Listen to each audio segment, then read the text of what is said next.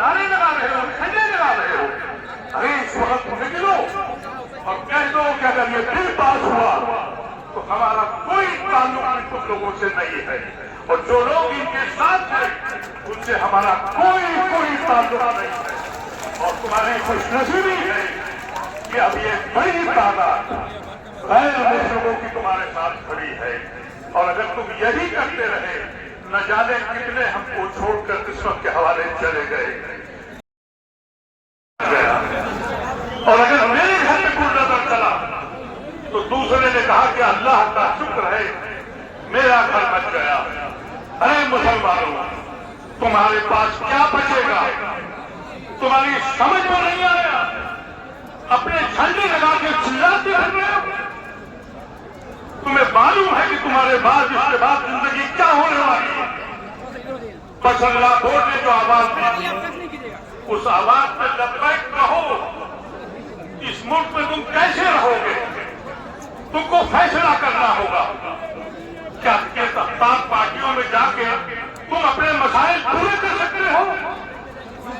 कहते हो कि साहब हम जा रहे हैं, हम मसला हल कर रहे हैं। तुम्हें समझ नहीं आती मेरी कौम को हुआ क्या है, क्यों नहीं समझती है ये? उसके वजूद का मसला है। हमने इस हिंदुस्तान को नहीं वो गांधी के हिंदुस्तान को माना था, आज सावरकर और गुरुवार का हिंदुस्तान बन गया। तुम इसलिए खुश हो कि कोई एमएलए बन जाएगा, कोई एमपी बन जाएगा, कोई चेयरमैन बन जाएगा। अरे ऐसी कौमें कहाँ खड़ी होती है? कभी तो जागोगे, बताओ लोगों को। हम अपनी शरीयत, अपनी मसाजिदें, अपनी खानकाहें अपने वजूद के साथ जिंदा रखेंगे, और ये तमाशे बनने बंद करो।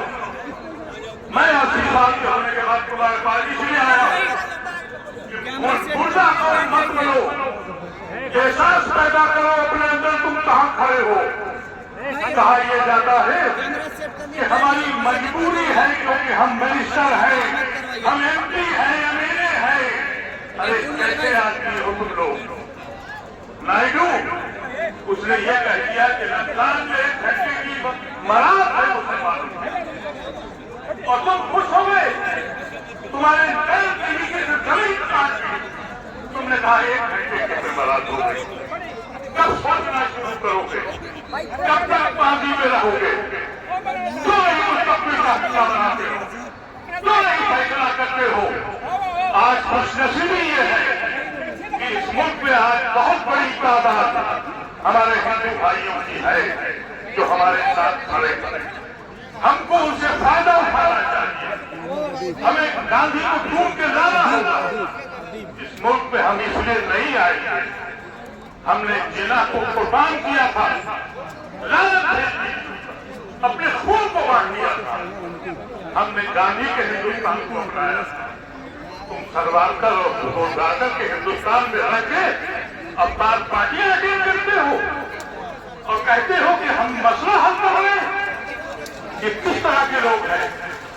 मुझसे कुछ लोगों ने ये कह दिया, मैं सिर्फ इसलिए आया आपके पास। कल शाम को अस्पताल से आया था 7 बजे, फिर मेरी अस्पताल में जा रहा हूं, इसलिए जा रहा हूं। मैं ऐसी कौम को, अपनी कौम को मरना होकर नहीं देखना चाहता। रमजान का ये मुबारक महीना है, आप हजरात रोजे से हैं, अल्लाह से दुआ करें और इन जालिमों को बता दें अभी तक तुम हम पे हमला करते थे। मोदी और सर का ये मैं समझता हूं एहसान है कि अभी तक तो वो हमारे बच्चों को जेलों में डाल रहा था, हमारी मस्जिदों के नीचे मंदिर ढूंढ रहा था, और उसके साथ देने वाले आप उनके साथ कैसे खड़े? आपको मालूम है कि 3 बिल पास हुए।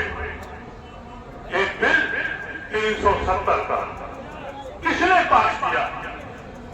एक बिल एनआरसी का किसने पास कराया? राज्यसभा में आपत्ति नहीं थी।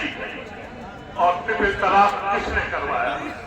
फिर भी तुम चुप रहे, फिर भी तुम सामने रहे। हिम्मत है तो कह दो कि मैं अपने दीन से हिसाब नहीं कर सकता, सौदा नहीं कर सकता, मुझे अपने अल्लाह, अपने रब का हिसाब भी जाना है। ये कब फैसला करोगे? कब तक झुंझुने लेके घूमते रहोगे एमएलसी एमपी और एमएलए? समझ में तुम्हारी क्यों बात नहीं आती? हमसे एक साहब ने कहा, मैं पिछली बार आया था कि लालू ने क्या दिया? अरे हम भीख मांगने वाले नहीं हैं, हमने लालू से भी कुछ नहीं मांगा, हम किसी से कुछ नहीं मांगते।